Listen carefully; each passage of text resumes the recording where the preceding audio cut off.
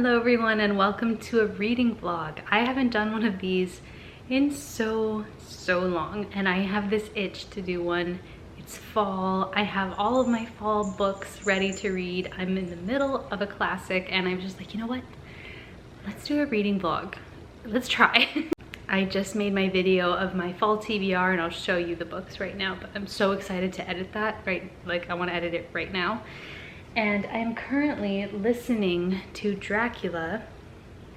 I've been curious about Dracula for a while. I think after reading Frankenstein, I was like, okay, I feel like we should read Dracula. I'm 17% of the way through. I'm confused though, because the beginning of the book, I was super interested in it. We're listening to journal entries of our protagonist who traveled to Transylvania to meet with the Count to sell him property in England. And he notices things about the Count that seem very off. And before we know it, he's a prisoner in the Count's house. These journal entries are really interesting. I was a little hesitant when I first heard that it was gonna be like journal entries. I was like, I don't know if I'm gonna like that, but it was super interesting because it didn't, I don't know, maybe it's the narrator. The narrator makes it really interesting, but he's like figuring out like, oh, the Count like won't let me leave. Like these are like, he's noticing weird things, and then there are these women in the house that are also super weird. They're Dracula's brides. And now in the book, we're following like his wife, like letters written to his wife from her friend. And I was just like, wait, what? I'm so confused, because where we left off in his journal entries, I was like, okay, but we're like 10% through the book and it seems like the end. Like I don't understand. And now we're following other characters and I'm losing interest. So I'm like, can we go back to, you know, what's going on with Dracula? I just hope we're not in those storylines for very long, because I don't see right now how they are a part of the story. Like these side characters, I'm just like, what is going on? And I hate that in books when we follow side characters and I'm just like, why are we following these side characters? But maybe it will all tie together soon, hopefully. But I just don't know how we could have gone through so much of like the exciting part of the story, the 10% of the book, and I still have like a ton of hours left in this book and I don't really understand what else could happen. That's how I feel. But I'm listening to it on my Libby app. I'm so excited I finally have Libby. I just never got the app or got a library card when I lived further south in the valley. And then when I moved here, I was like, you know what? Everyone uses Libby. It'd be kind of nice to have like some digital books, because I canceled my Kindle Unlimited. And I didn't know there were like audiobooks on here too. Like this is amazing. I love it, and yeah, super stoked about it. And I was able to find a good audiobook of Dracula. Like I don't mind the narrator, and I'm really picky about narrators.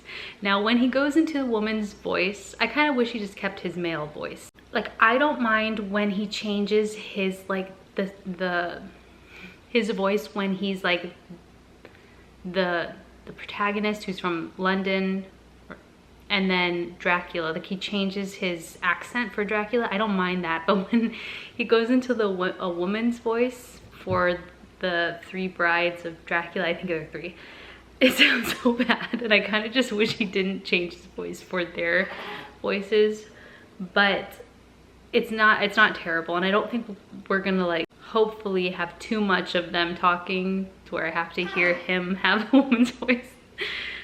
But I like it. I'm 17% of the way through, and it's a book that I do want to physically own to add to my classics collection. So I'm really hoping I enjoy it, so that I have a book that I enjoy. Like if I hate it, then maybe I wouldn't get it, but I really hope I like it. Before listening to Dracula, I started and got pretty far into The Ashes and the Star-Cursed King. This is the second book in the Nyaxia Crowns of Nyaxia series. Oh my gosh, I just could not care less. I've read another Carissa Broadbent, The Daughter of No Worlds, and it was really good. I have the second book in the series. I feel like I like her writing, and I liked the first book. I don't remember it super well, but there was like competition and stuff. I'm really not enjoying this book, and it's not that I gave it like 10 pages and stopped. I'm like 200 pages in and I'm still like, oh my god. It's like enemies to lovers, which I'm just so sick of, and I just really don't know what's going on, honestly. I feel like I would have needed to finish the first and go right into the second book, because I'm still trying to figure out like what's going on. It's okay. I'm just still trying to figure out what's going on, and I feel like I should not be this lost. But it's a vampire series, and I feel like the first one had more meat to it, and this one just feels like more like typical romantasy. That's my opinion, and I feel like everyone loves this series so much, and I feel like I'm just so over romantasies right now. I keep trying, and they're just not working for me. So I think in my stack, I have a few that have romance in them, but I don't think any of these are enemies to lovers. So I'm gonna do a soft DNF, because I don't want to give up on it completely, but I cannot read this right now. I tried. I also soft DNF'd A Head Full of Ghosts by Paul Tremblay, which I'm so disappointed about, because I have not read a Paul Tremblay before. I was so excited to read one of his books to see if I like his writing, and A Head Full of Ghosts seemed so good, and I got 50 pages in, I think. I don't know if I can handle it. In the book, there are two daughters. We have the older one and the younger one, and they like to make up stories together, like horror stories, like scary stories together. And the older one starts doing things that are very strange, and her parents are really concerned about her. They want to like get her help, and something was like said that she did. I don't want to say it. And I was like, oh no, I don't think I can read this. It is, I think it might be a possession, is that saying that right, story, but like maybe not. I think it's like she gets haunted or something, or she's faking it. I think that's kind of the premise of the book, and we don't really know. And we're like hearing from like accounts of this story, because I think in the very beginning of the story, a movie is being made about this family and like what happened, and no one really knows if it was true. But I don't know. Having a child now, I think I am way more sensitive to child-related things, and I was like, oh, I don't think I can read about these things happening to this daughter, and like the parents being super concerned about her. I'm disappointed, but I'm gonna keep it. I'm gonna soft DNF it. I just don't think I can read it right now. I almost want to look up what happens to see if I can read it or not. For me to DNF a book, I have to feel really strongly about it, and when I put the book down, the Paul Tremblay book down, I was like, no, I cannot read this right now. And I just really don't DNF stuff. I don't feel nearly as bad about DNFing a romantasy, because they're just all the same. At least they seem all the same to me. I'm just ready to read books with like meat to them, like sustenance. I want some books that have like meaning and not just like silly romance. So it's like, let's read some classics. Let's read Dracula and kind of like check that off my list, you know? Here are some of the physical books that are on my TBR. I don't know exactly which ones I'm gonna read in this vlog. Some of these I do want to save for October, like possibly Frankenstein, Shirley Jackson. But I am really looking forward to getting to these, and I also have some on my like Libby that I want to get to that I don't have physically. Super excited about these though. So, I have been very busy. I had a baby. She's actually right next to me.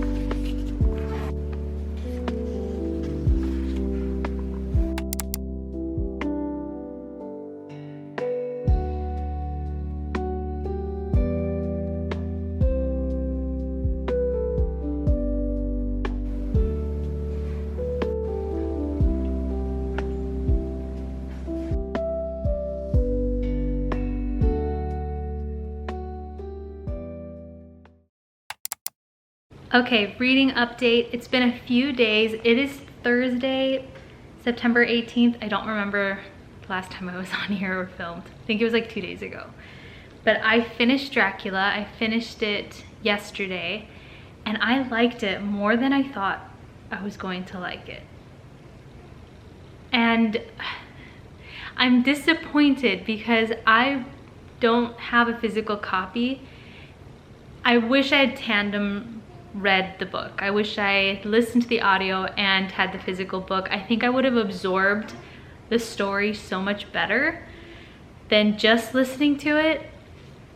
So I do want to get a physical copy eventually, and I could see myself doing a reread, honestly.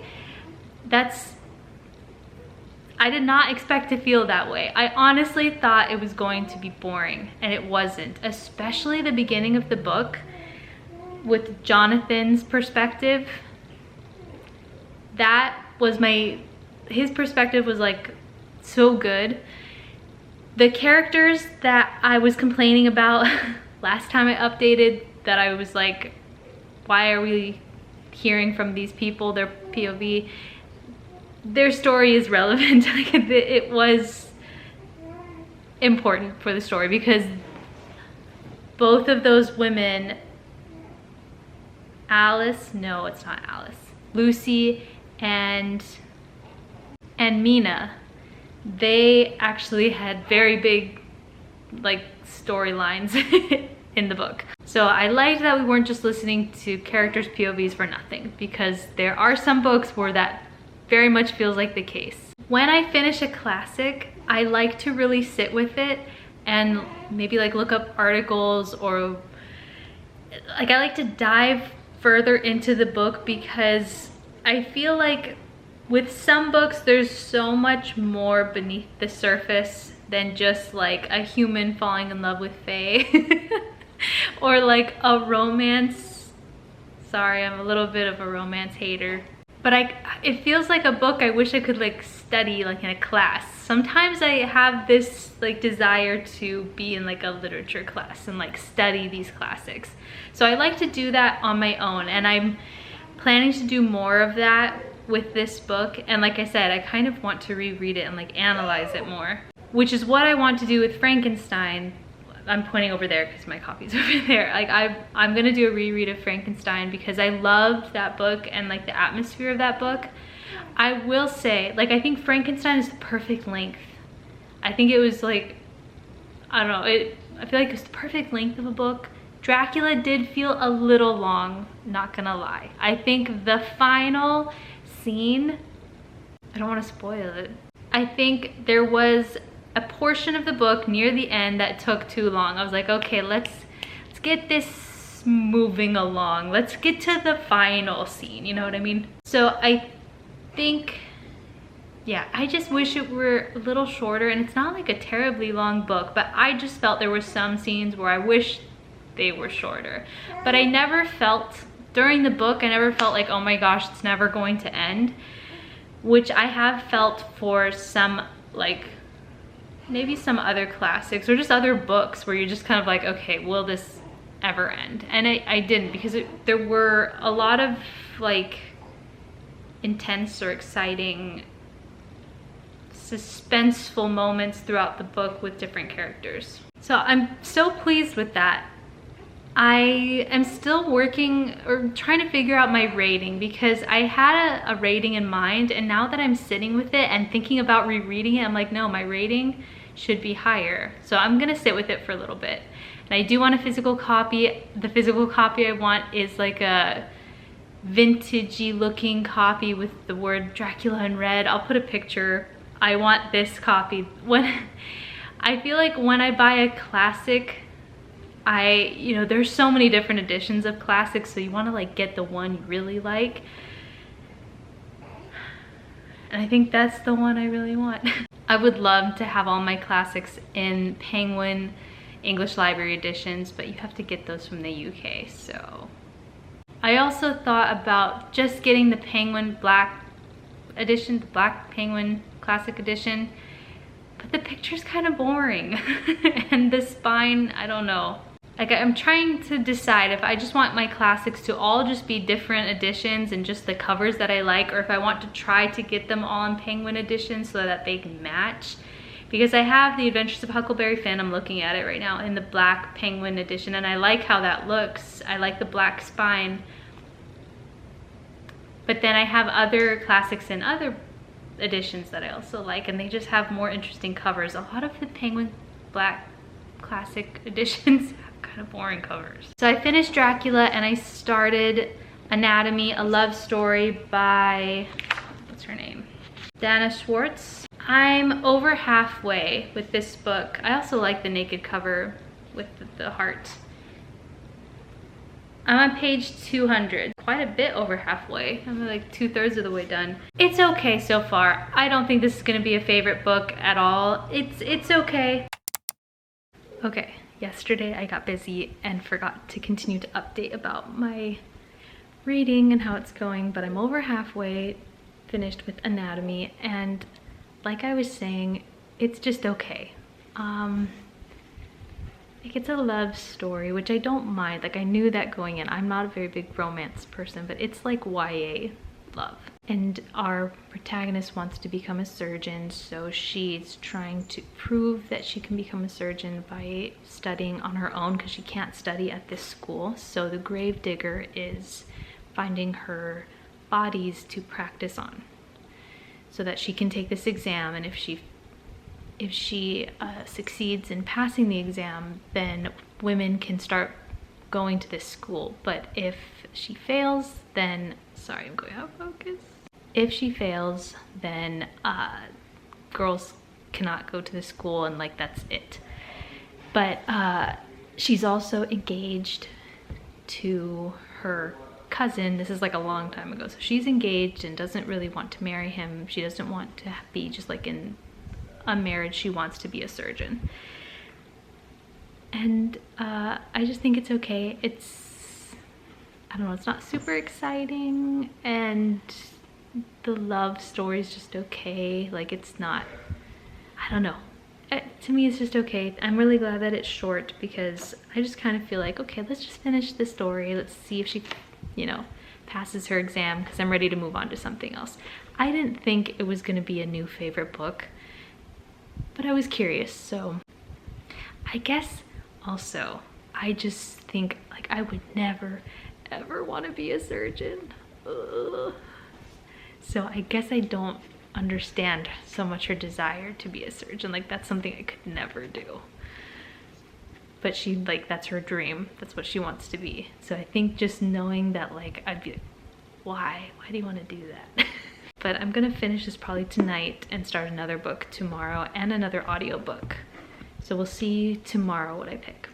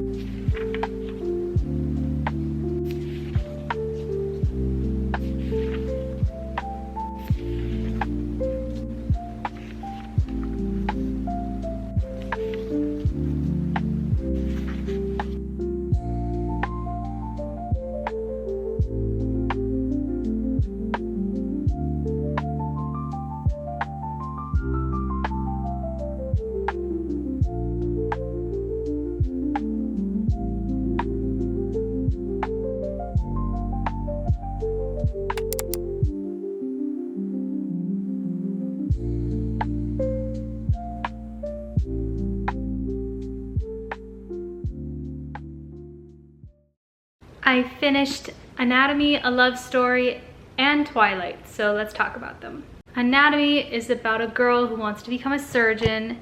It is a YA romance, and I thought it was okay. It was a very easy read, and I liked the ending. The ending kind of took me by surprise a little bit, so I liked the end, but I think I've learned that I like YA fantasy. I don't think I like YA romance or YA horror at all. Like, I think I just need to stick to YA fantasy. It's also such a short book.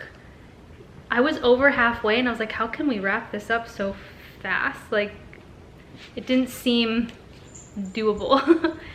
But it did, and I liked the ending. So, and I like I said, I read it so fast, and the cover looks cool. I don't think it had like an autumnal atmosphere that I was looking for, but you know, some surgeons doing things they shouldn't be doing, so kind of that horror aspect, I guess. But I don't think it's necessarily a fall read. And then I read Twilight, and it's basically just the movie. Like, I think the movies did the books justice, which I'm glad for the fans of the books, you know, for the people that read this in middle school. I'm glad that the movies are a copy of the book.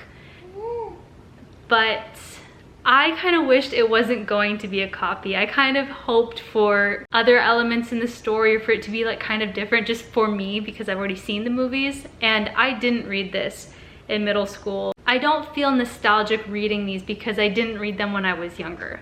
So they don't have like tons of meaning to me. Like, I know for some people they really do, but I just wanted to read it for fun to see if I liked it more than Crush and Crave, which I do. I do think that they're better than those books, which they're completely different, but I just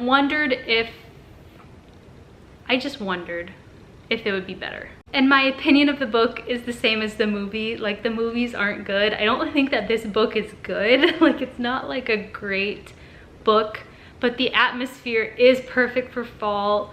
She's describing the weather of Seattle. It's all rainy and cold, and like one day there was snow. So I think, and that's what I figured going into this. Like, I knew that the atmosphere was gonna be good.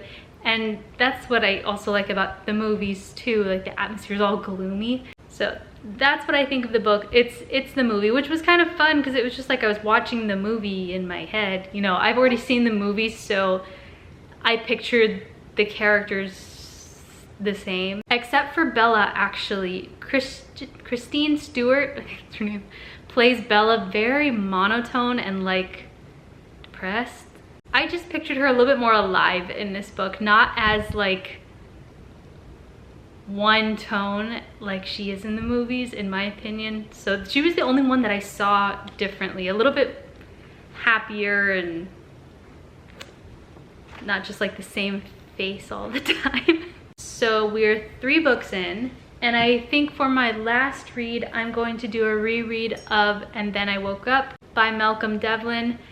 I didn't know these authors before, I don't think, when I read this, but there's a blurb by Stephen Graham Jones and Mira Grant, I think I say her name wrong. She said, a beautiful exploration of the seductive power of narrative and the toxic influence of propaganda. I like Mira Grant. I have a book I want to read by her so bad. So I'm gonna read the synopsis. In a world reeling from an unusual plague, monsters lurk in the streets while terrified survivors arm themselves and roam the countryside in packs. Or perhaps something different is happening. When a disease affects how reality is perceived, it's hard to be certain of anything. Spence is one of the cured, living at the Ironside Rehabilitation Facility. Haunted by guilt, he refuses to face the changed world until a new inmate challenges him to help her find her old crew. But if he can't tell the truth from the lies, how will he know if he has earned the redemption he dreams of? How will he know if he hasn't just made things worse? It's a post-apocalyptic book, but very different. It's all in the mind. It's all narrative, and it's so interesting. I've thought about this book so much since I read it 2 years ago, I believe. So I'm gonna do a reread of this, and then I think that'll be the last book I read in this vlog, so I can start another one and pick up other books from my TBR. But this is next.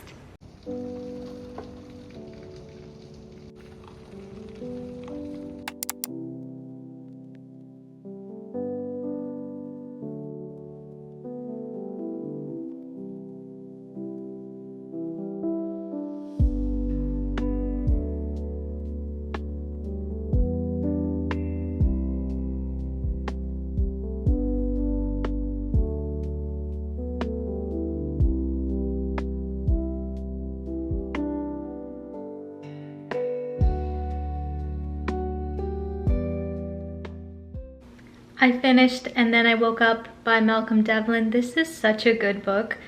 I think I already said it earlier, this is a reread. I read this 2 years ago, and I've underlined things in this book the first time, and this time I dog-eared, I think that's how you say it, so many pages that I was just like, oh, this is just so good. This is literary horror, and I'm finding that I really like that genre, like subgenre of literary horror. Horror that just like really makes you think, or like has so much emotion tied to it. This one just really makes you think. It's so short. You could read this in a day, which I did. In this book, it's post-apocalyptic, but it's all in the mind. This book talks about the power of narrative and how a story, how it spreads like a disease, how people choose to like believe a narrative and that becomes their reality. Oh, it's so good. And because the narrative in this story is a disease, and it spreads to some people, and but it's all fake. And there are some people that have been cured of this disease, and so they know that this reality that they lived in, where they would see zombies everywhere, wasn't real. So they have to live with what they did when they were infected, and they're always like working on continuing to be cured by telling their narrative now, like keeping that false narrative away. This book reminds me so much of The Matrix, of like the blue and green pill. Do you want to like stay ignorant to what's actually going on, or I don't know which pill does which, I forget, or do you want to know? Like, do you want your eyes to be opened? And that's like this book, because in this book, for some people, being in that narrative that is wrong is better. It's like ignorant is bliss. Like, oh, it's a really good book that I never hear anyone talk about. I don't think I rated this 5 stars the first time I read it, but after thinking about this book so much, I decided it totally is a 5-star, and reading it again, definitely it is 5 stars. And that's the last book I'm gonna read for this vlog. I'm ready to start a new vlog. My office is kind of a mess. I've been cleaning in here. That's my mirror that just, I have it faced the wrong way because it's a mess on the other side. It's all painted, and then I've been throwing a bunch of stuff away. I've been reorganizing in my office. So I hope you enjoyed my reading vlog. I just love watching people's reading vlogs, and I'm excited to start my next one like tomorrow because I already have books that I'm like dying to get to. Thanks for watching, and I'll see you in the next one. Bye.